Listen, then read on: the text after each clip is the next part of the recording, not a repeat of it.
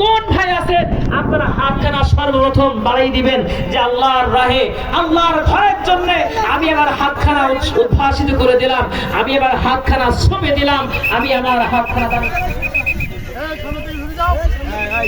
লিল্লাহি তাকবীর লিল্লাহি তাকবীর। আলহামদুলিল্লাহ। আজকে আমাদের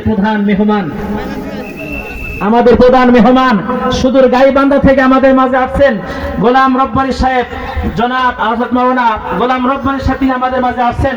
মাহফিলের পক্ষ থেকে আমরা তাকে ধন্যবাদ জ্ঞাপন করি।